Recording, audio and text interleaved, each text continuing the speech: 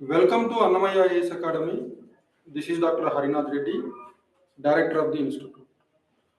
Today in this particular video, we will try to discuss one of the most important topics in Indian polity, that is fiscal federalism.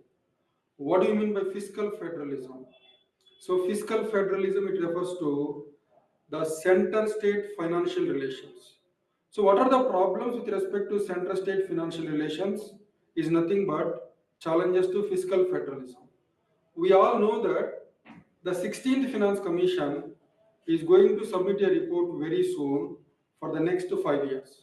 So in the context of the 16th Finance Commission working on a report, what are the challenges in the center-state financial relations and how these problems need to be addressed is a topic which assumes a lot of importance.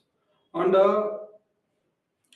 if you see the debates in the Constituent Assembly, Dr. B.R. Ambedkar, when he has delivered his final speech to the Constituent Assembly, he made one important observation. So in politics, we are going to have equality, but in economic and social sphere, we are going to witness inequality. So if the inequality in economic and social sphere is not addressed quickly, it will blow up the structure of political democracy. So that's what Dr. B.R. Ambedkar said.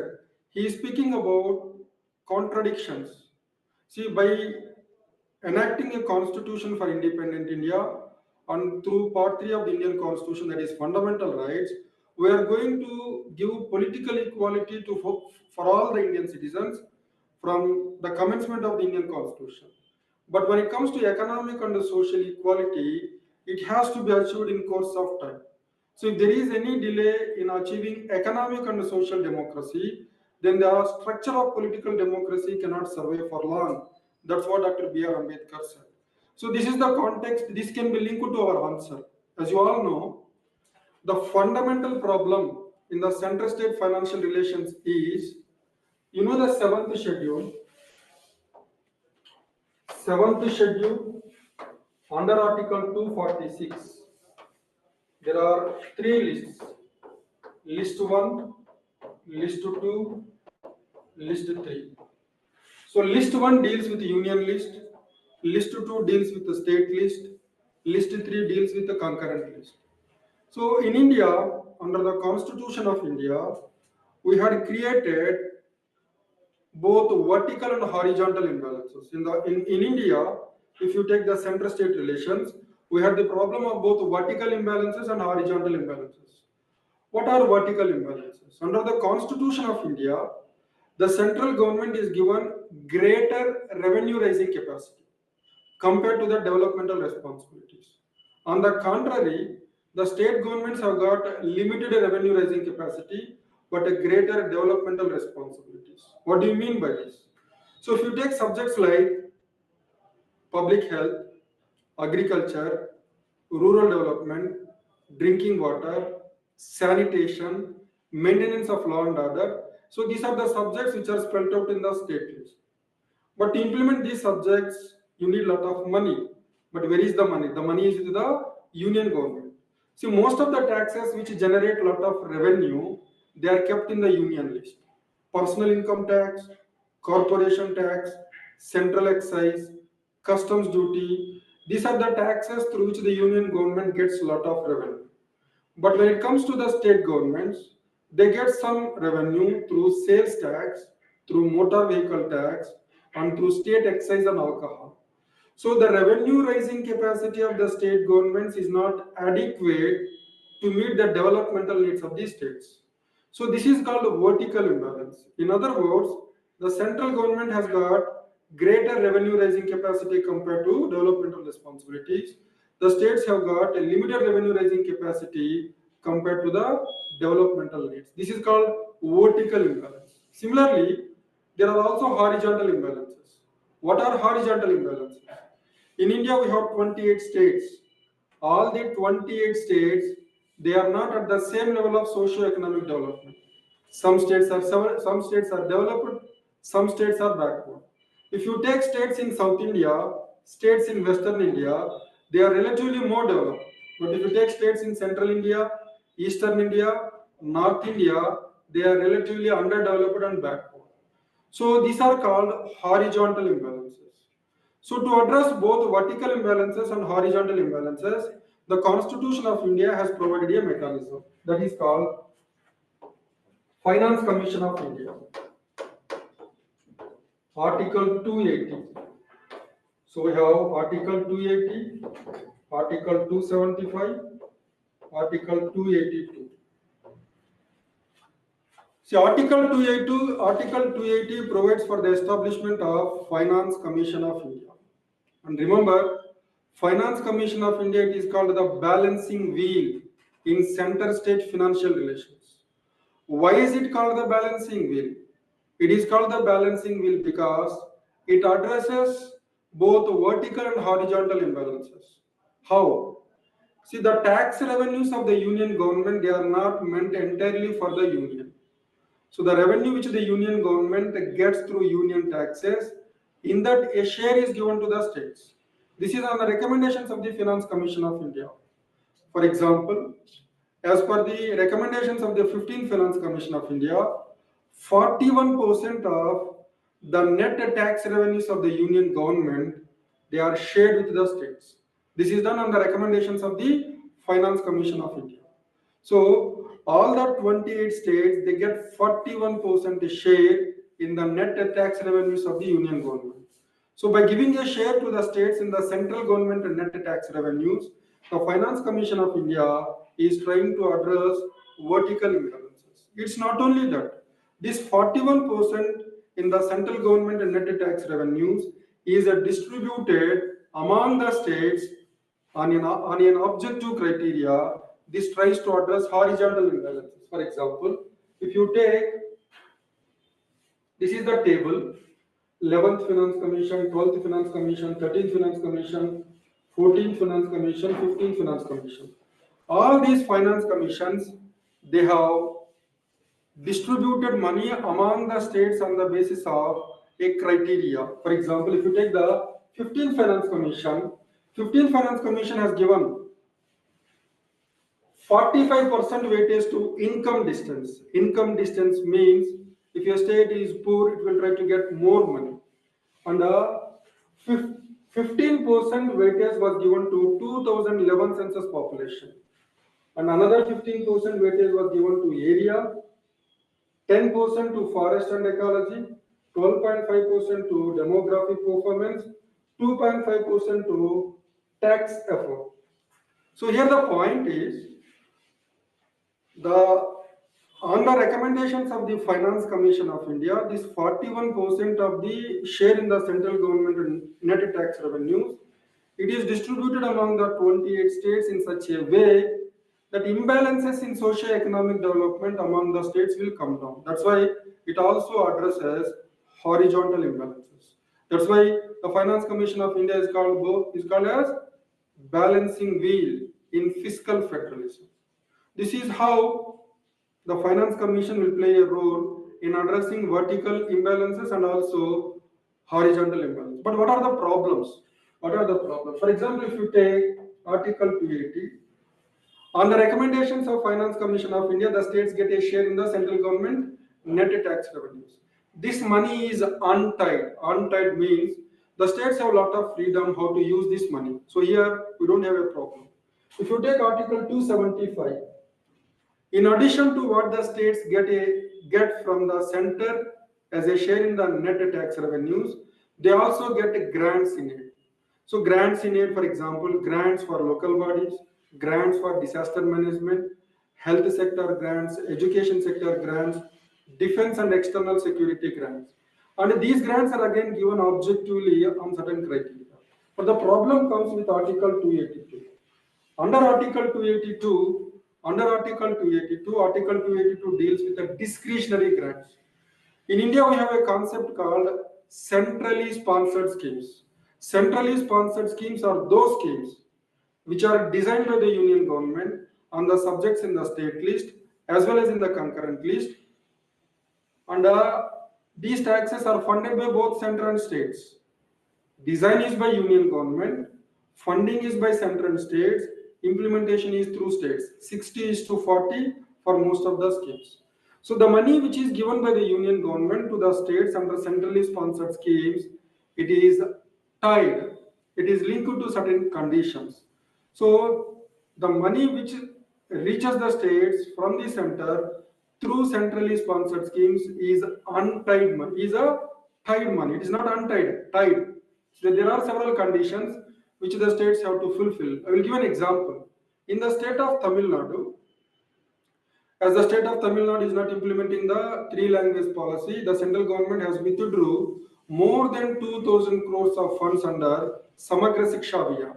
So this is an example how the union government can play with the states. In addition to this,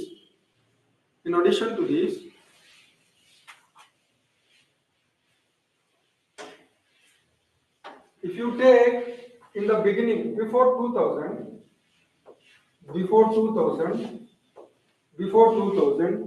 all the taxes of the union government are not shared with states. But after 2000,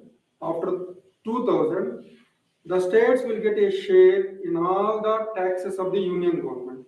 This is called alternate scheme of devolution. Alternate scheme of devolution.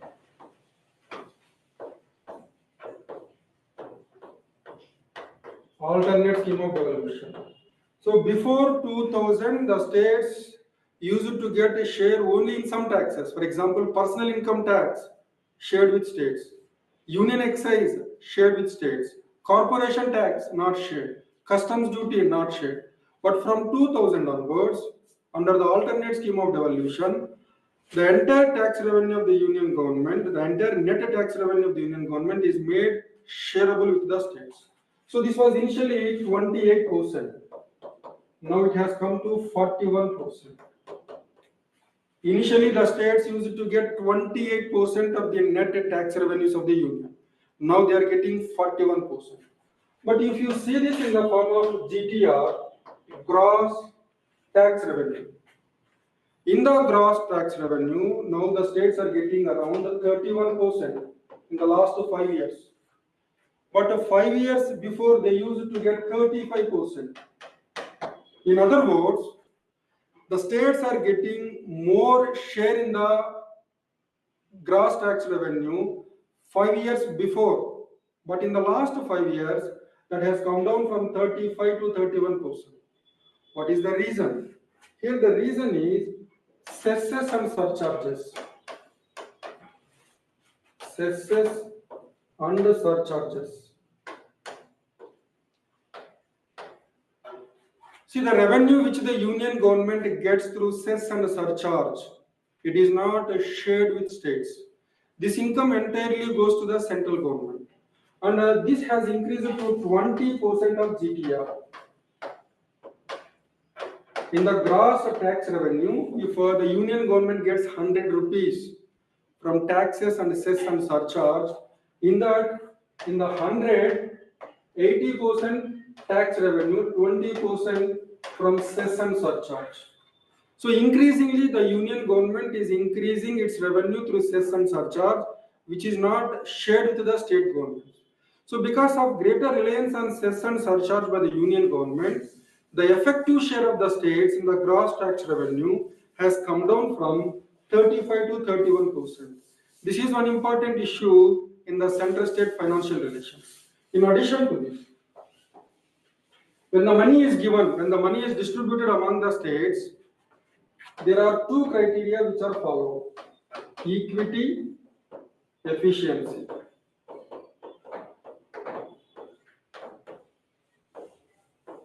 The criticism against the Finance Commission of India is equity means equality, efficiency means based on performance. So if the state gets money on the basis of population, more money, then that is equity criteria. If population gets money as on the basis of area, that is equity criteria. More area, more money.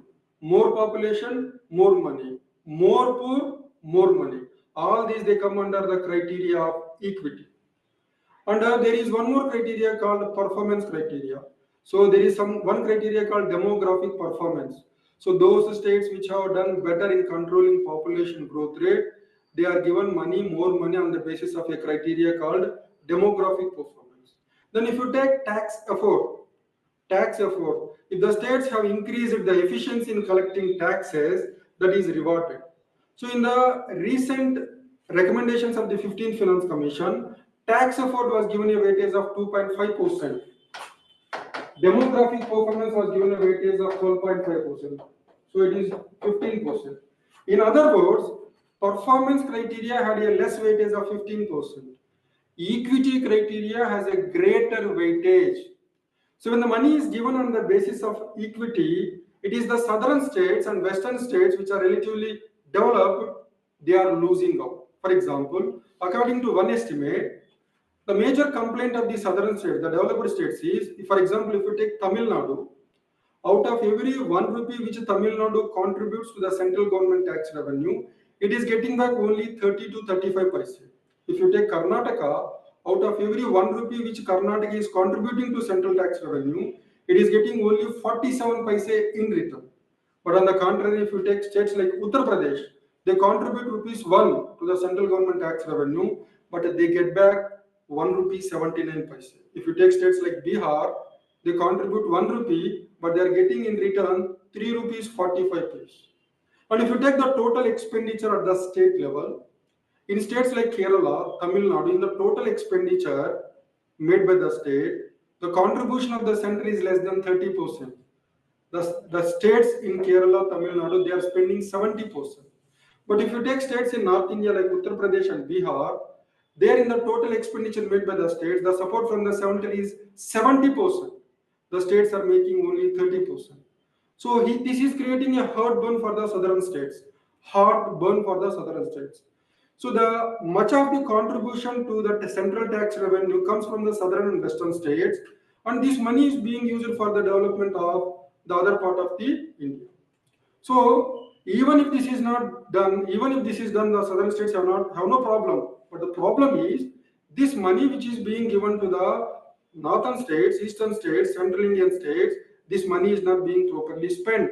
For example, as per Pradham, an NGO in the field of education, the out-of-school children, the proportion of out-of-school children in North India, in states like UP and Bihar, it is increasing, which means the money which is going to the underdeveloped states from the developed states, it is not put to optimal use.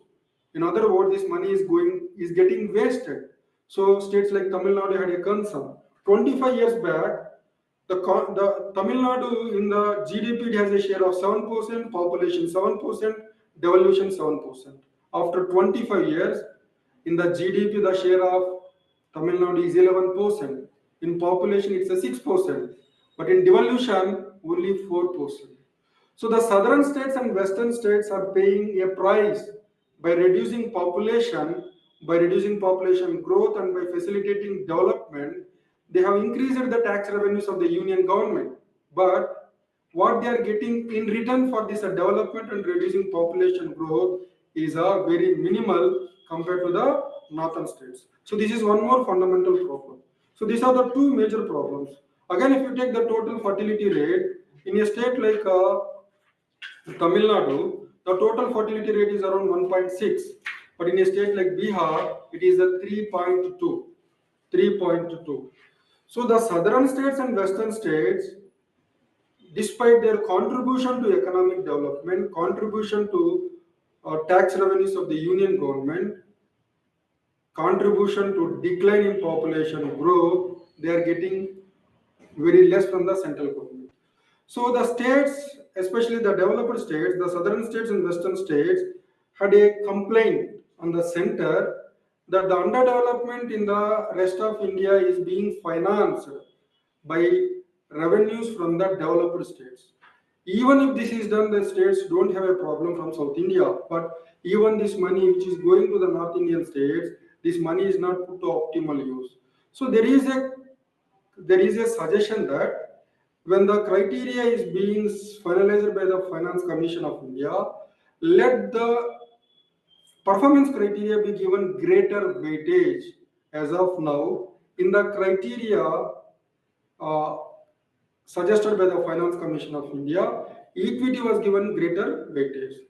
Performance is given less weightage. So what are the suggestions which can be made? So there are several suggestions which are made from time to time by several bodies. For example, Madan Mohan Punche Commission said, when the terms of the Finance Commission of India are being finalized, states must be involved. There shall be greater involvement of states in finalizing the terms of reference of Finance Commission of India. And remember, the laws made by the Indian Parliament on the subjects in the concurrent list, they are implemented to the states. This will put an expenditure burden on the states. So this burden should be suitably compensated by the central government. That's one more important recommendation. In addition to this, in the criteria evolved by the Finance Commission of India, greater weightage or equal weightage must be given to performance along with the equity. In addition to this, the central government must share the revenue which it gets through cesses and surcharges. If that is not possible, the central government should reduce its revenues through cess and surcharge. This was one more suggestion which is made. And another important suggestion is under Article 282, the money which is given by the center to the states under centrally sponsored schemes in the form of discretionary grants. This money is not given to the states on the basis of an objective criteria. So there is obviously political bias on the part of the central government. The states which are ruled by opposition political parties, they tend to get less money. The states which are ruled by party in power at the union level will tend to get more money. So Madan Mohan Punche Commission has recommended reduce the discretionary transfers, increase the transfers through Finance Commission of India. We all know that Finance Commission of India is a constitutional body. It works in an objective and a transparent manner. So if more money goes to the states through the recommendations of the Finance Commission, the states will have less complaints. So the money which goes through Article 282 as discretionary transfer has to be reduced. That means discretionary transfers have to be reduced, and the statutory transfers which are made through the Finance Commission of India are to be increased. These are the suggestions which can be made. So that's it about challenges in fiscal federalism. So tomorrow we will discuss yet another topic related to GS paper 2. Thank you and all the best.